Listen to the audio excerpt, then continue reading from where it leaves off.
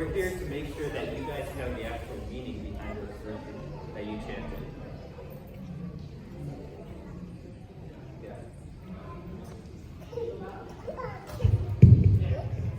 Yeah, so, sorry. So we're here to make sure that you guys actually know the meaning behind those verses that you chanted. So does anyone here know who had the conversation in the Bhagavad Gita?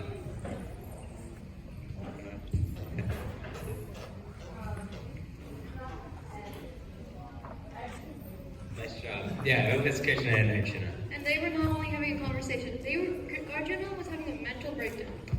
Arjuna saw on the other battlefield all his uncles and his brothers, and he didn't want to have to fight them. So Krishna, being the good teacher he was, reassured his student and told him, we're going to go through 5 of the verses that he told him. So what we're going to do is we're actually going to take a look at these verses. We're going to do 3, 2, 1, and we're going to all start. All right? So 3, 2, 1, go. Swadharmamapi chapeksha navikampitu marhasi dharmyadi yudhache yonyate kshatriyasya na vidyate. Alright, nice job guys. So if we take a look at what it said, even considering your own duty, you should not waver, for there is nothing higher for a Kshatriya than a righteous war. So does anyone here know what a Kshatriya is?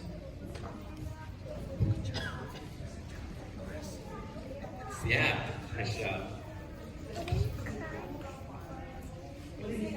Oh, yeah, sorry. So he said that Kshatriya is a warrior, and he's right. So just like Arjuna is a warrior, we also have our own duties as well. For example, we all may be students, and our duty is to do our schoolwork and to do it well. Or we all may be sons and daughters, and our duty is to help our mom and dad, or dad especially on Father's Day. And all of us have our own duty, and there's nothing higher than to do your duty and to do it well. Next, chapter 2, verse 38. Now, in 3, 2, 1, we're going to recite it. 3, 2, 1. Okay, same kritva labha jaya jayo tato yudhaya yujyasva naikam papamavapsyasi. So that translated is, having made pleasure and pain, gain and loss, victory and defeat, the same. Engage in battle for the sake of battle. Thus you shall not incur sin. And so what Krishnaji is saying is study for studying, playing for playing. Can anyone give me an example of where you're winning or losing? Yeah, in a sports game. So in a sports game you can win or lose. But most importantly, Krishnaji says you must always playing for play.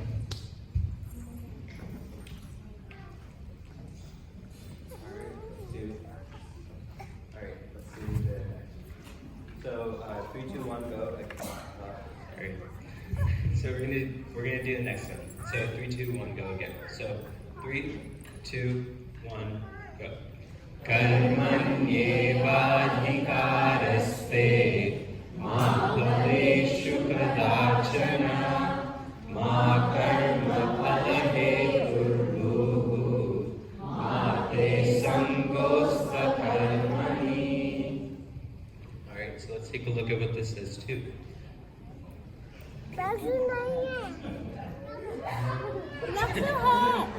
So the right is to work only, but never to its fruits. Let not the fruits of action be thy motive, nor let thy attachment be to an action. So what Krishna is saying is to work only, but for the work itself. Don't work towards the end result. For example, study for the sake of studying and learning. Don't study for a grade. So similarly, Lord Krishna is also saying, don't do nothing. Because you might feel like, oh, if I'm not studying for a grade or if I'm not working for money, why should I even do anything? So that's exactly why Krishna is telling you, don't be lazy. Because doing nothing is actually technically doing something. So you might as well make the best of that time. Next is chapter 2, verse 41. In 3, 2, 1, we're going to chant it. Ready? 3, 2, 1.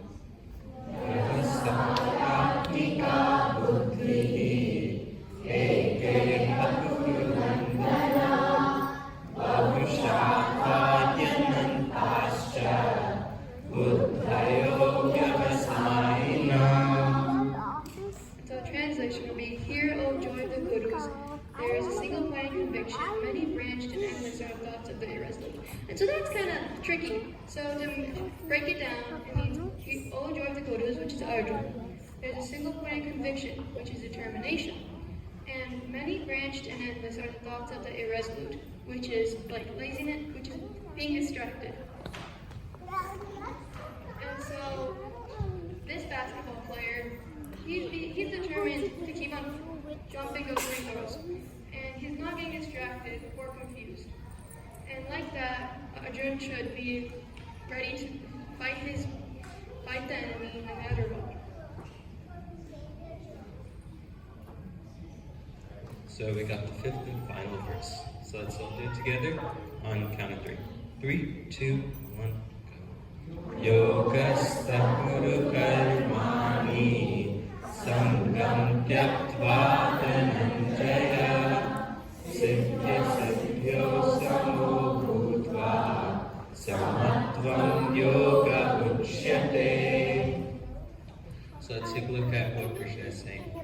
Perform action, O Dhananjaya, abandoning attachment, being steadfast in yoga, and balanced in success and failure. Evenness of the mind is called yoga. So here what Krishna is talking about is unity between the body, mind, and intellect. And that's what he is calling yoga. If we take a look at the picture on the left, those two people are meditating, with their mind, body, and intellect focused on that one job of meditation. Meanwhile, on the right, this person isn't exactly meditating. They're even wondering if they're meditating, and they're thinking about food.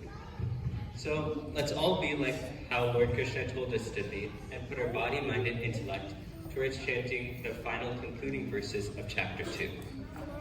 So again, 3, 2, 1, go. Om Tatsat Iti Srimad Bhagavad Gita Upanishatsu Brahma Vidyayam